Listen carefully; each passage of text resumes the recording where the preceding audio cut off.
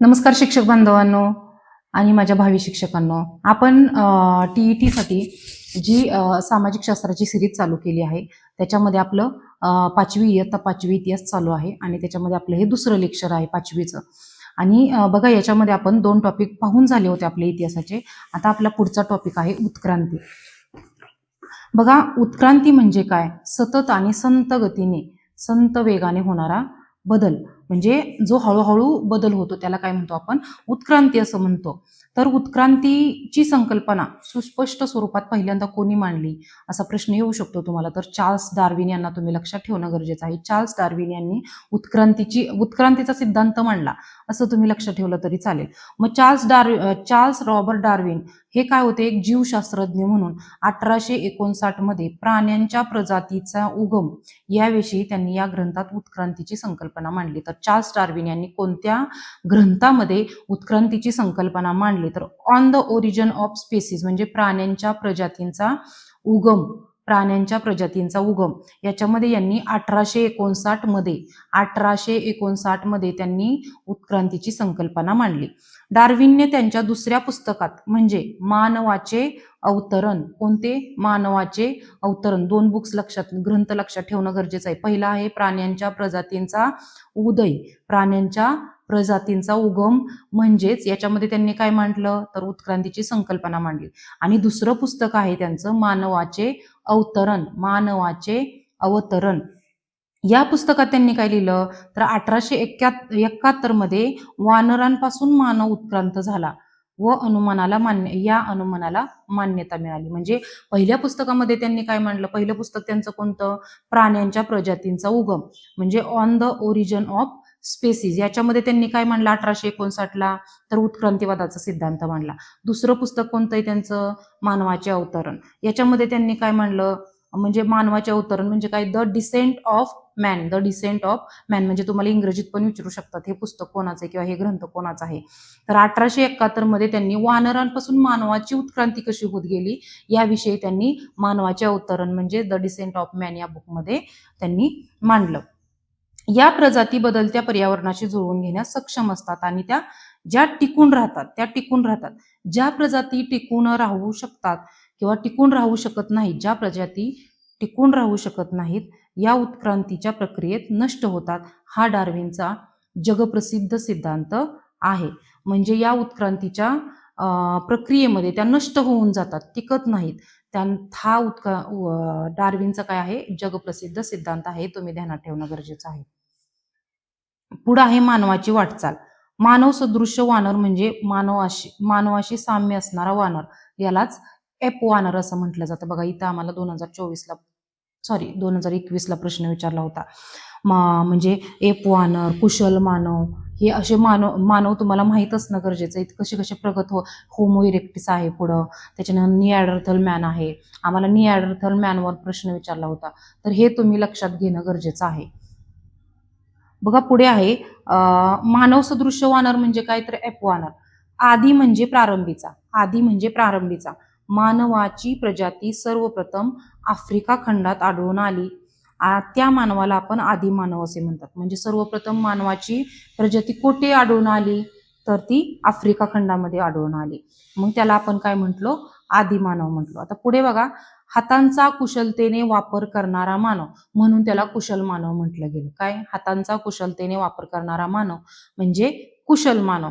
याचा शोध लावणारे लुई लिकी. याचा शोध, कुशल मानवाचा शोध कोणी लावला? लुई लिकी यांनी कुशल मानवाचा शोध लावला. तर बघा, या शास्त्रज्ञांनी त्याला होमो हॅबिलस हे नाव दिलं. हा पण प्रश्न येऊ शकतो तुम्हाला की कुशल मानवाला दुसरं नाव कोणतं? होमो हॅबिलस. हे नाव कोणी दिलं? लुई लिकी यांनी हे नाव दिलं. कोणी दिलं? लुई लिकी यांनी हे नाव दिलं. हॅबिलस म्हणजे काय? तर हाताचा कुशलतेने वापर करणारा म्हणजे हॅबिलस.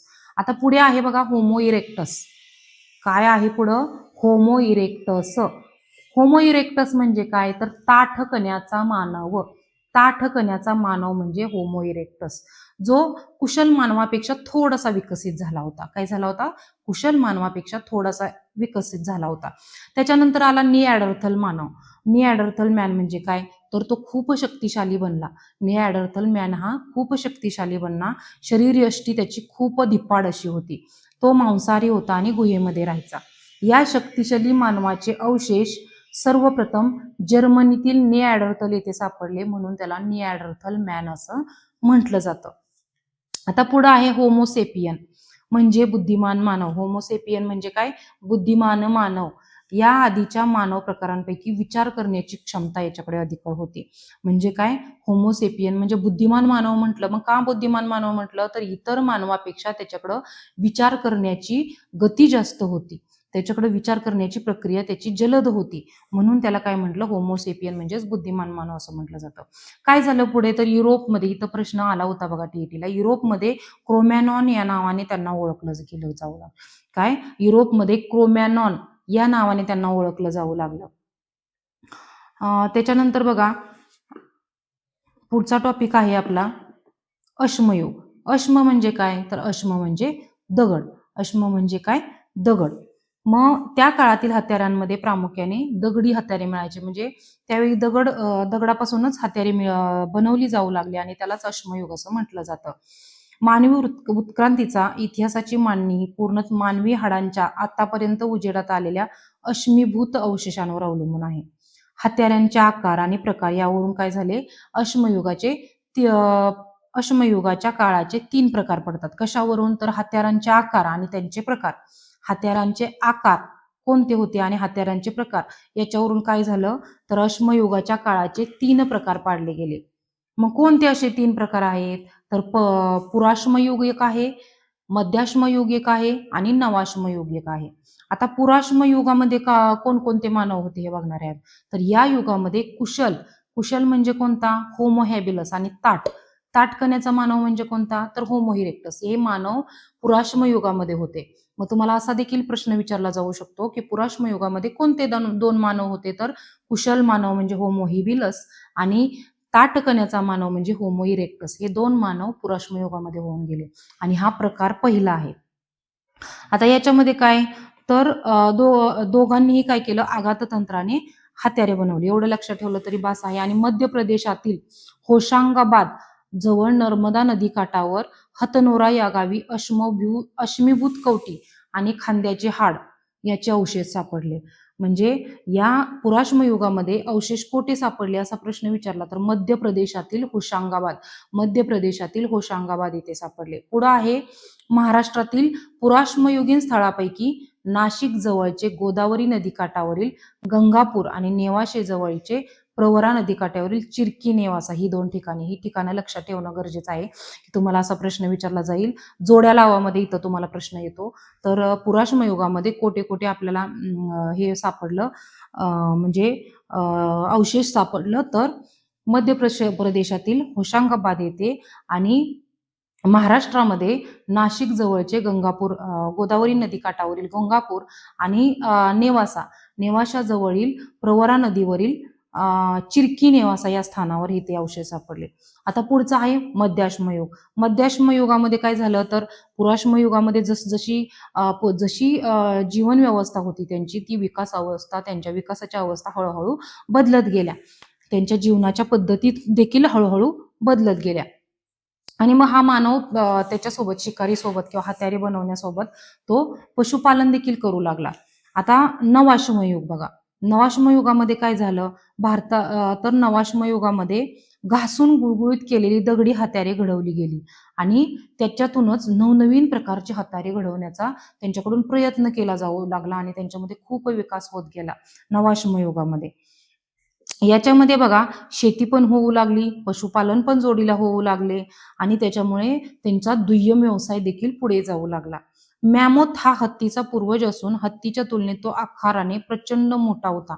मध्याश्म युगापर्यंत मॅमोथ सारखे प्राणी शिकार आणि पर्यावरणीय बदलांमुळे नष्ट होऊ लागले होते. शेतीची सुरुवात हेच नवाश्मयुगीन संस्कृतीचे वैशिष्ट्य ठरले.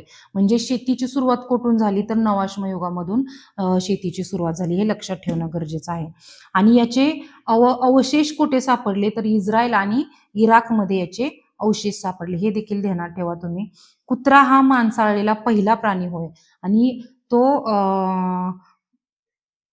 तो देखील आपल्याला नवाश्म युगामध्ये विकास पावत असताना आपल्याला म्हणजे तो माणसाजवळ आलेला आपल्याला दिसला, म्हणजे कुत्रा हा मांसाळलेला प्राणी नवाश्म युगामध्ये आपल्याला पाहायला मिळाला. बघा, नवाश्म युगामध्ये भारतामध्ये कुठकुठे अवशेष सापडले हे आपण बघूया. राजस्थानमध्ये बागोर, ह्या जोड्या लावायला प्रश्न आले होते बघा दुसऱ्या पेपरला, टीईटीच्या दुसऱ्या पेपरला. राजस्थानमध्ये बागोर येथे अवशेष सापडले. मध्य प्रदेशमध्ये भीमबेटका, गुजरातमध्ये लांघनज, महाराष्ट्रामध्ये पाटणे जळगाव येथे, पाटणे जळगाव, महाराष्ट्र पाटणे जळगाव. म्हणजे बघा, राजस्थान बागोर, मध्य प्रदेश भीमबेटका, गुजरात लांघनज आणि महाराष्ट्र पाटणे जळगाव. एवढं लक्षात ठेवलं बस झालं. मी तुम्हाला खूप थोडक्यात सांगण्याचा प्रयत्न करत आहे, कारण तुम्हाला डीप पुस्तकं वाचणं तेवढा वेळ नसतो तुम्हाला, म्हणून मी तुम्हाला हे अगदी माझ्या नोट्स प्रमाणे तुम्हाला थोडक्यात सांगण्याचा प्रयत्न करत असते. बघा, युरोपमधील संग्रहालयामध्ये जमा झालेल्या पुराण वस्तूंच्या संग्रहाचे वर्गीकरण करण्यासाठी ख्रिश्चन थॉम्सन यांनी या अभ्यासकाने काय केलं तर त्रियुग पद्धतीची मांडणी केली. तर तुम्हाला असा प्रश्न येऊ शकतो, त्रियुग पद्धतीची मांडणी युरोपमधील संग्रहालयामध्ये जमा केलेल्या अवशेषांचं वर्गीकरण करण्यासाठी कोणी मांडली? तर ख्रिश्चन थॉम्सन यांनी त्रियुग पद्धतीची मांडणी केली. याच्यामध्ये कोणते 3 युग सांगितले त्यांनी? तर अश्मयुग आहे, ताम्रयुग आहे आणि लोहयुग आहे. तुम्हाला असं विचारलं जाईल, त्रियुग पद्धत किंवा त्रियुग पद्धतीचा वापर सर्वप्रथम कोणी केला किंवा कोणी ही पद्धती मांडली? तर ख्रिश्चन थॉम्सन यांनी युरोपमधील अवशेषांचं वर्गीकरण करण्यासाठी ही पद्धत मांडली. आणि याच्यामध्ये अश्मयुग आहे, ताम्रयुग आहे आणि लोहयुग आहे. बघा, हा प्रश्न विचारला होता, सर्वात प्रथम वापरला गेलेला धातू कोणता? तर तांबे हा मानवी जीवनात सर्वप्रथम वापरण्यात आलेला धातू आहे. आता इथं त्यांनी जमलिंग केलं होतं, आम्हालाच हा प्रश्न आला होता टीईटीला, की तांबे हा म्हणजे तांबे पण ऑप्शन होता, सोनं पण ऑप्शन होता, पण बघा, सर्वप्रथम सोने धातू, प्रत्यक्षात मात्र सोने हा धातू वापरात आला, परंतु त्याची अशी स्पेसिफिक अशी नोंद नाही, त्याच्यामुळे आपण त्याचं उत्तर तांबे देणं गरजेचं आहे. तांबे हा प्रत्यक्षात मानवी जीवनात सर्वप्रथम वापरण्यात आलेला धातू आहे. तर तांबे वापरायला सुरुवात ज्या काळात झाली त्याला ताम्रयुग असं म्हटलं जातं. चाकावर चालणाऱ्या गाड्या सर्वप्रथम मेसोपोटेमियात उपयोगात आणल्या गेल्या. हडप्पा संस्कृतीमध्ये ही भारतीय उपखंडाची सर्वात प्राचीन नागरी संस्कृती ठरली. आता पुढे आहे रोझोटा शिलालेख. या शिलालेखामध्ये इजिप्तच्या इतिहासाची माहिती देणारा असून टॉलेमी नावाचा राजा गादीवर होता त्यावेळी. म्हणजे रोझोटा शिलालेखामध्ये त्यावेळी कोणता राजा गादीवर होता? तर इजिप्तमध्ये टॉलेमी नावाचा राजा त्यावेळी गादीवर होता. याच्यामध्ये इजिप्तमधील त्रिलिपी असून त्याच्यात तिला हायरोग्लिप्स देवलिपी असे म्हणतात. हायरोग्लिप्स देवलिपी असं म्हणतात. मधली लिपी दैनंदिन वापरातील लिपी डोमॅटिक लिपी आहे आणि तिसरी लिपी ग्रीक लिपी आहे. म्हणजे याच्यामध्ये त्या राजाने 3 भाषांमध्ये लेख लिहिले. तर पहिली भाषा कोणती आहे? तर चित्रलिपी म्हणतात. दुसरी आहे डोमॅटिक लिपी आणि तिसरी आहे लिपी ग्रीक लिपी. कोणती आहे? ग्रीक लिपी. ही लिपी पूर्णपणे वाचण्याचे श्रेय फ्रेंच शिक्षक फ्रान्सवा शाम्पोलिऑन यांना जाते. कोण? फ्रान्सवा शाम्पोलिऑन यांना जाते. आता बघा, पुढच्या टॉपिकमध्ये आपण जगातील नागरी संस्कृत्या, जे आपल्यासाठी खूप महत्त्वाचं आहे. बघा, शिक्षक बांधव असतील किंवा माझे भावी शिक्षक असतील, त्याचप्रमाणे इतर सरळ सेवा करणारे माझे विद्यार्थी असतील, त्यांच्यासाठी पाठ्यपुस्तकं व्यवस्थित रेफर करणं खूप गरजेचं आहे आणि मी तुम्हाला थोडक्यात देण्याचा प्रयत्न करत आहे. तरी माझे लेक्चर तुम्ही पाहत जा. तुम्हाला ही सिरीज मी कायम अशीच चालू ठेवणार आहे. आता आपला इतिहास चालू आहे आणि इतिहास सिरीज संपल्यानंतर आपण दुसरा विषय निवडणार आहे. तरी तुम्ही लेक्चर पाहत चला, तुमच्या फायद्याचंच आहे ते. आणि लेक्चर झाल्यानंतर ते रिवाईज एकदा करणं गरजेचं आहे. अशा या नोट्स मी तुम्हाला माझ्या व्हॉट्सअप ग्रुपला पाठवतच असते. परंतु जरी नोट्स तुम्हाला मिळाल्या नाहीत तरी तुम्ही हे लेक्चर 1-2 वेळा पाहिलं तर तुम्हाला नक्की याचा फायदा होईल. कारण मी अगदी डीपमध्ये वाचून थोडक्यात काढलेल्या नोट्स आहेत या माझ्या, आणि मी तेवढंच तुम्हाला घेत असते. पूर्ण फारपट पसारा मी घेत बसत नाही आणि या नोट्स तुम्हाला नक्कीच उपयोगी पडतील. TET पेपर 1 पेपर 2 साठी या खूप महत्त्वपूर्ण आहेत. तरी आपल्या चॅनलला सबस्क्राईब करा, शेअर करायला विसरू नका, लाईक पण करा आणि कमेंट देखील करायला विसरू नका. धन्यवाद.